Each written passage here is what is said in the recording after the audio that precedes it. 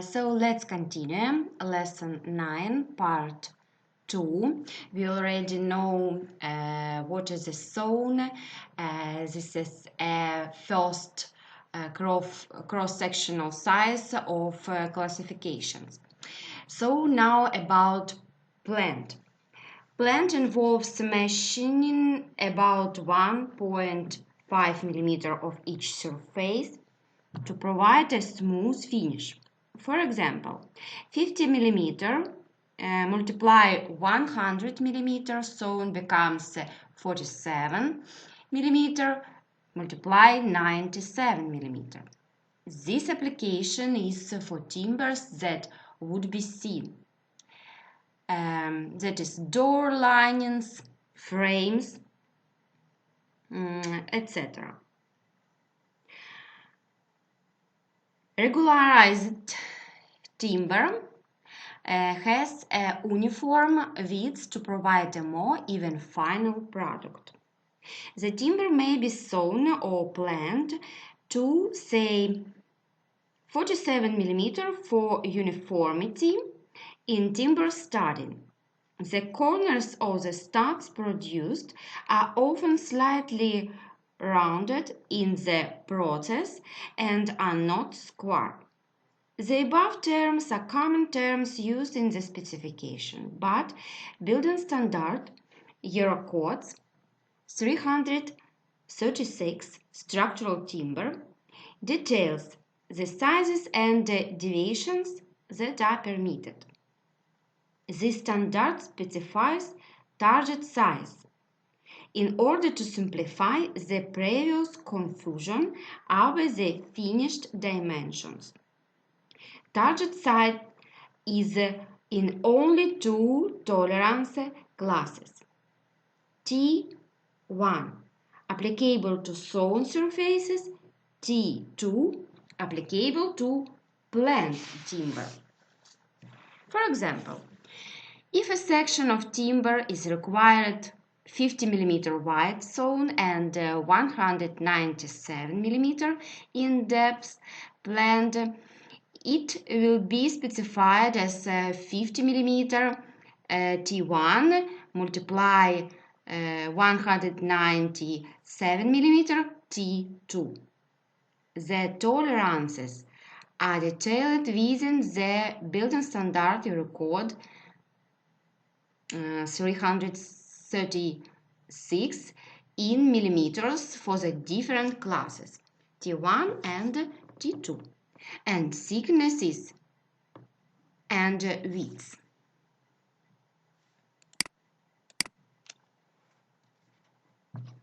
Moisture content. When timber is cut down, it has a moisture. In this state, it's unworkable and will be able to shrinkage, deformation, and the effects of fungal growth. Such timber must to have its moisture content reduced to be processed into future products. Natural drying or seasoning is possible in some climates, but this is usually done commercially.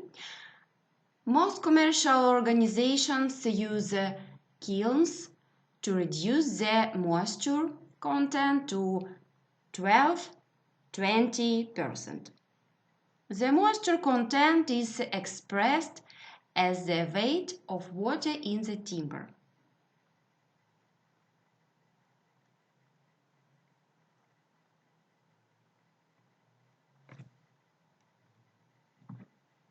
Here is the formula.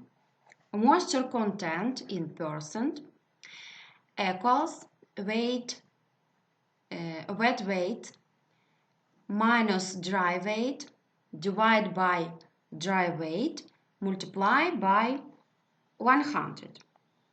After seasoning, it's essential that the product remains in a well-ventilated, atmospherically stable environment, so its moisture content can be controlled.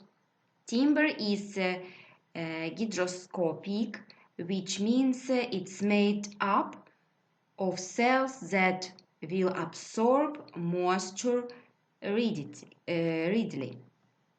Therefore, significant changes in temperature and humidity may cause it to react by expanding, contracting, deforming, or twisting. Storage should be under covered and well-ventilated sheds. Moisture content of stored timber can be checked regularly with a surveyor's moisture meter, which measures the conduction of electricity across two probes to give a reading.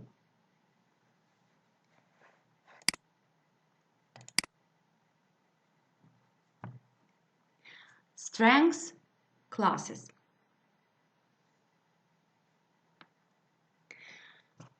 The grading of timber, where each piece has different characteristics, is not an easy task.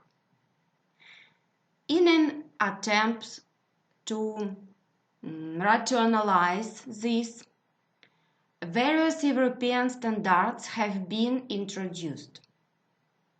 Grading of timber can be undertaken visually or by the more efficient use of computerized grading machines.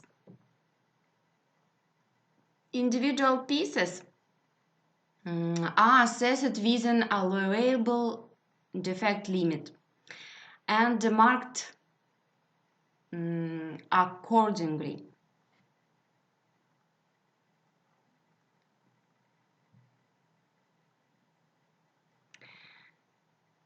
Some examples of grade marking are shown in this figure. Examples of the format of grading stamp of softwood timber. This is certification body or logo mark. This is standard reference. Company reference. And producer company logo. Timber condition. Dry graded, for example. Species or species group. And machine graded. Grading occurs in the country or the country of origin. European standards for visual and machine grading, respectively, effectively rationalize much of the timber graded in Europe and many surrounding countries such as Scandinavian countries. However, confusion may occur with the timber graded elsewhere in the absence of an international standard.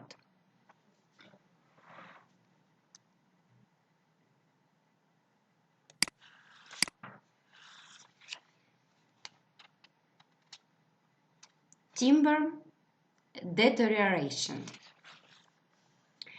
Timber is a very strong and durable material under normal atmospheric conditions.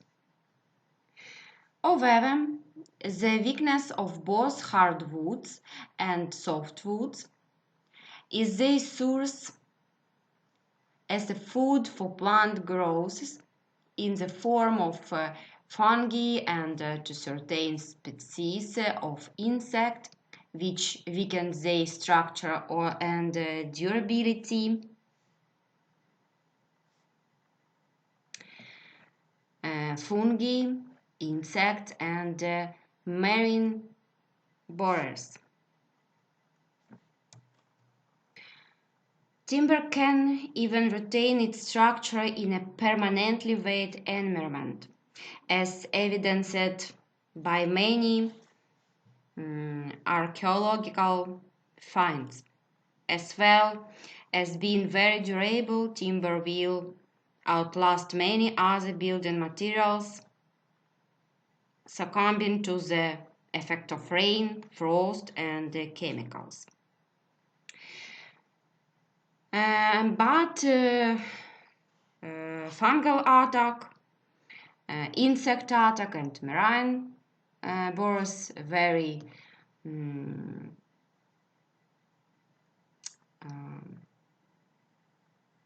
big problems. And now I will explain about all these categories of attacks. So the first one is fungal attack. Fungi do not need photosynthesis for growing, unlike other plants. But when conditions are right, they will eat organic material. Unnecessary element is a high moisture content of timber, more than 20%. This can occur due to moisture penetrating into a structure or in unventilated space with high humidity. Generally, softwoods for internal structural must have moisture content of about 12–16%. As long as these values are maintained, fungal growth cannot start. Categories of fungi rot. There are generally two types of fungal attack of timber: dry and wet rot. The initial indication of rot appearance is usually a musty smell from a wet source below floors, in basement or within a roof space. Closer investigations often reveals white or gray fungal.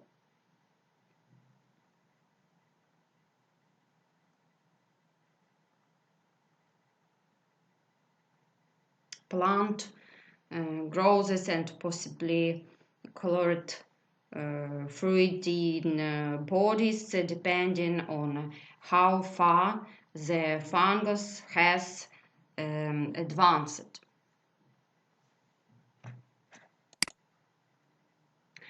Dry rot.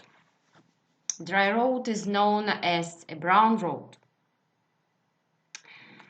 Dry rot is known biologically by the Latin name Serpula lacrimans or Merluccius lacrimans. It's a brown rot leaving the timber dry and friable, so named because the wood becomes dark in color. Its fusion characterized by the timber drying and cracking to produce small surface squares. This shrinking is caused by destruction of tissues.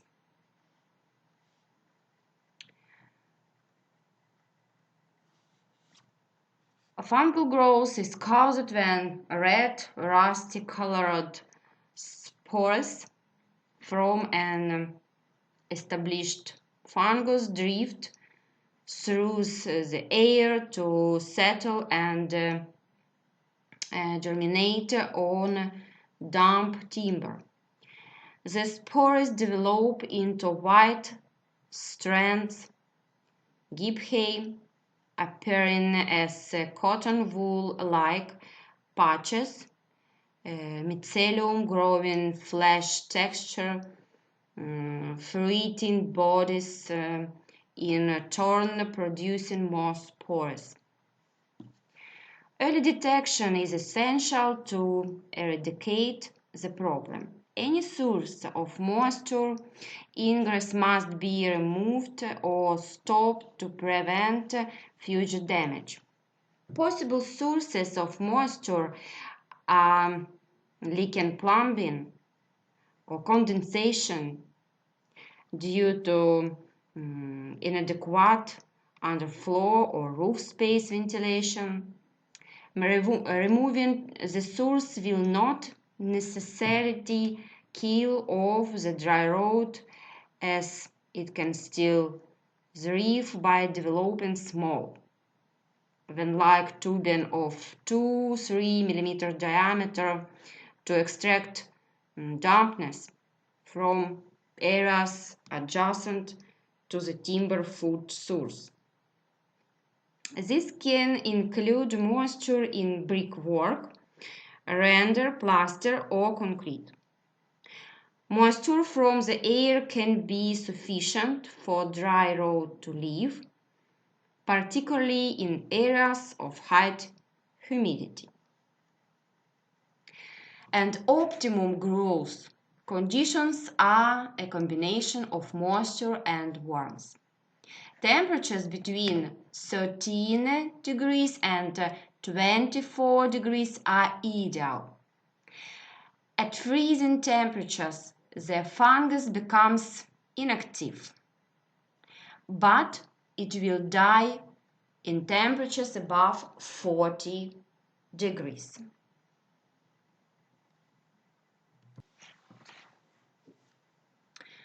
Treatment of dry rot. Eliminate the source of moisture ingress. Dry out the building area affected by ventilation. Cut out all affected timber at least 500 mm beyond the decay. Remove all affected plaster within the area of attack. Sterilize the affected area. Where the attack is severe, drill close-spaced inclined holes of about 12 mm diameter into the adjacent masonry and liberally feed the holes with the patent fungicide to saturate the structure.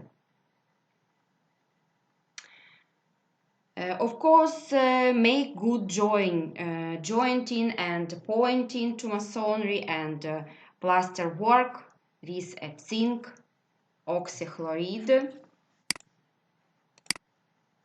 additive or similar fungicide in the mix. Specialist paints containing fungicide are also available. And of course, replace all affected timber with preservative treated wood.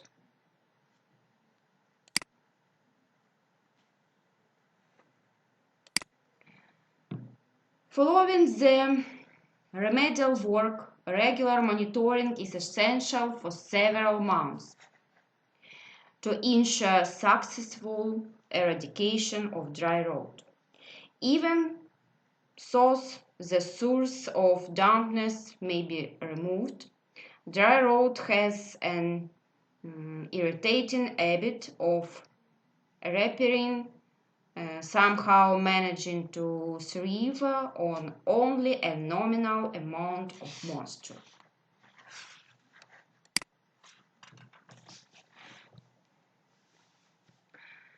Weight rot.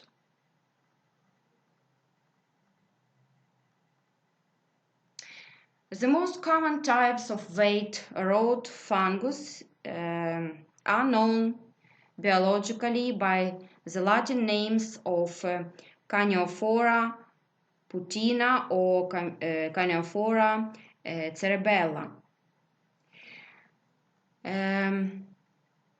The growth and development of both fungi are similar to those of dry rot, but fruiting bodies are rare.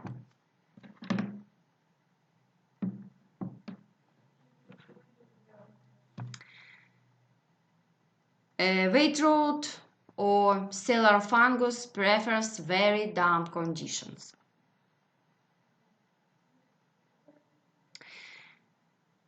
It's a brown rot splitting the internal structure of the timber into small cube shapes, but leaving the surface largely unbroken. The timber crushed when touched and it's dark brown or black in color.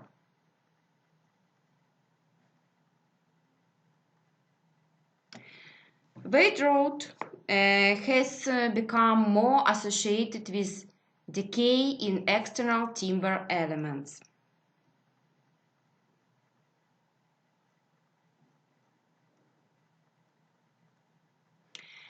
It attacks poor quality surface of the door and window frames, cladding, etc. Inadequate treatment of the timber will lead to rainwater penetration,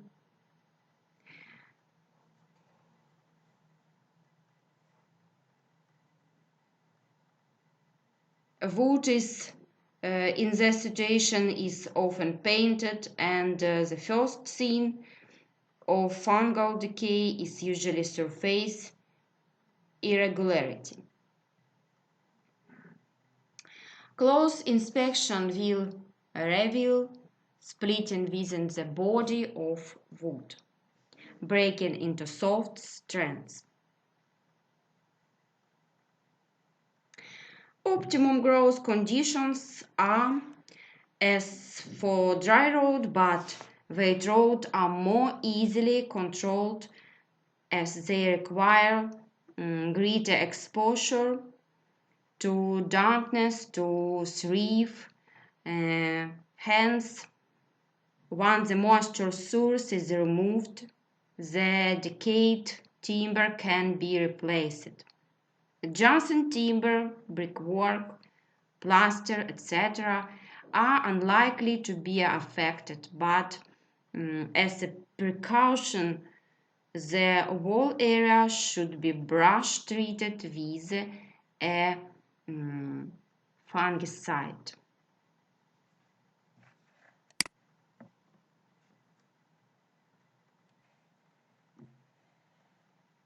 So here you can see adjacent timber, brickwork, plaster, etc.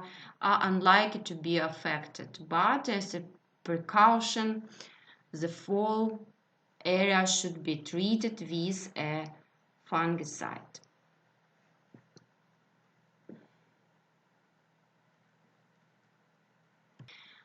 Insect attack.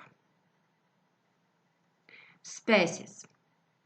There are several species of wood-boring insects that are capable of seriously damaging structural timber and joinery in buildings. During their relatively short time, in adult form, they are classified as beetles. Most of their life is in the larval stage, gnawing and burrowing through timber, hence the general descriptive term of wood borer or wood worm.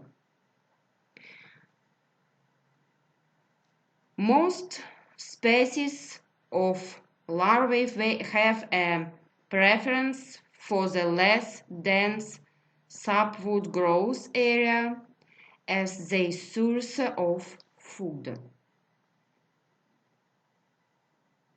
The most common species in UK are common furniture beetle, dust watch beetle, powder post beetle, and house longhorn beetle.